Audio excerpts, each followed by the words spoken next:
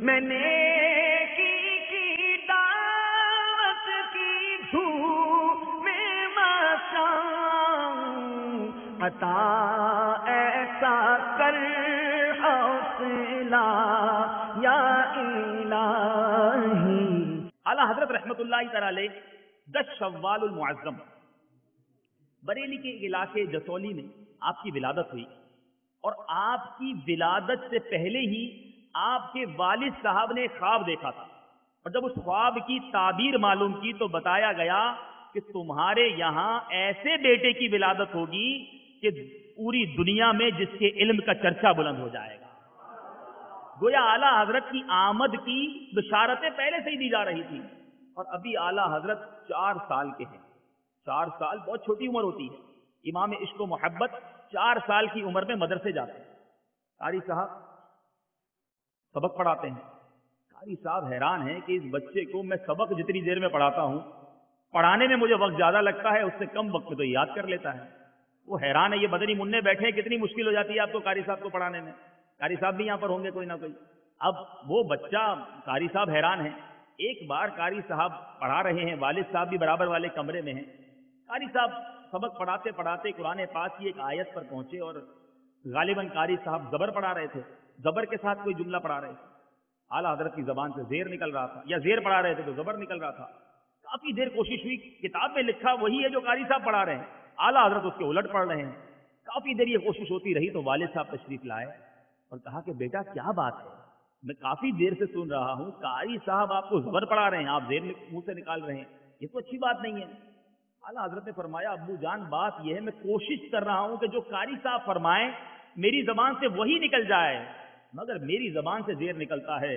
والد صاحب نے سوچا ماجرا کچھ اور ہے، یہ بچہ کوئی آرڈنری بچہ نہیں ہے، یہ کوئی عام بچہ نہیں ہے۔ دوسری کتاب منگوائی گئی، قرآن پاک کا دوسرا نسخہ منگایا گیا۔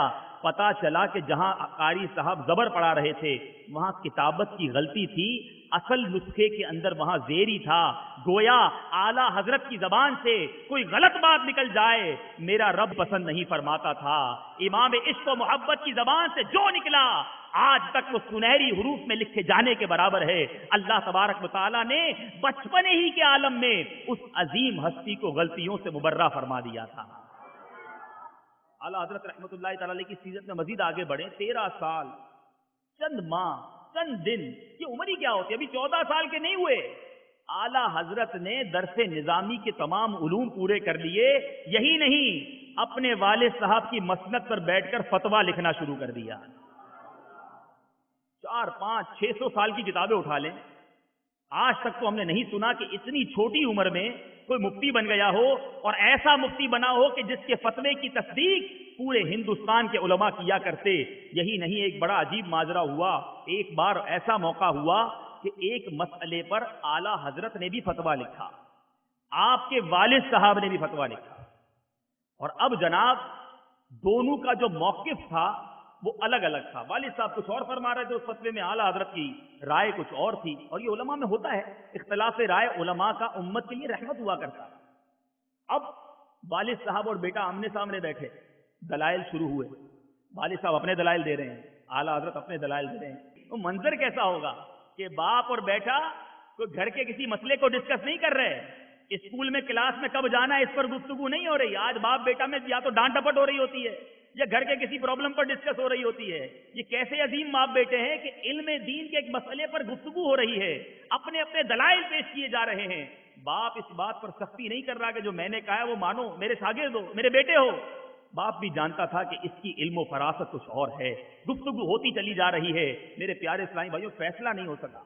اب یہ طے ہوا کہ علماء رامپور جو ہیں ان کا بڑا ڈنکا ہے، ایسا کرتے ہیں بیٹا تم بھی اپنا فتویٰ ادھر بھیجو، میں بھی اپنا فتویٰ ادھر بھیجتا ہوں، دیکھتے ہیں کہ علماء رامپور اس پر کیا رائے دیتے ہیں، کس کو تصدیق ملتی ہے۔ اگر کسی مسئلے پر کسی وجہ سے اختلاف رائے ہو گیا تو اس کا مقصد یہ نہیں کہ میں اس سے نفرت کرنا شروع کر دوں، ٹھیک ہے ہم دونوں پڑھ رہے ہیں، اگر کسی مسئلے پر نہیں سمجھ آ رہی تو بڑے علماء سے رجوع کر لینا، یہ ہمارے اسلاف کا طریقہ ہے۔ اور عوام کا یہاں پر کام کیا بنتا ہے؟ آج جناب عوام جو ہے وہ علماء کے بارے میں زبان درازی کرتی نظر آتی ہے، ارے بھائی فلاں مفتی صاحب تو یوں کہتے ہیں، دوسرے مفتی صاحب یوں کہتے ہیں، یہ جناب ان لوگوں کو پڑھا ہی نہیں، ان لوگوں نے الٹی سیدھی باتیں شروع کر دیتے ہیں۔ میرے پیارے اسلامی بھائیوں، علم دین کی وسعت بہت زیادہ ہے. علماء مفتیان کرام اپنے علم کی روشنی میں جو سمجھتے ہیں وہ ہمیں بیان کرتے ہیں. تو ہمیں کبھی بھی علماء کرام کو آپس میں کمپیریزن نہیں کرنا چاہیے.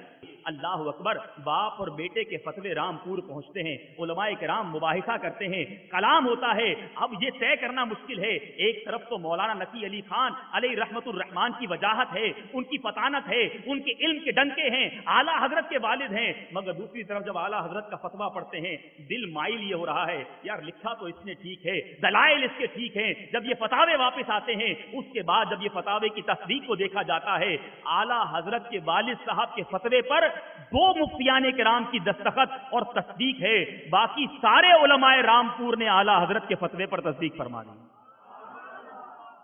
آج کے دور کا باپ ہوتا تو بیٹے سے حسد کرنا شروع کر دیتا، ارے میرے بیٹے نے مجھے ہرا دیا، مجھ سے آگے نکل گیا.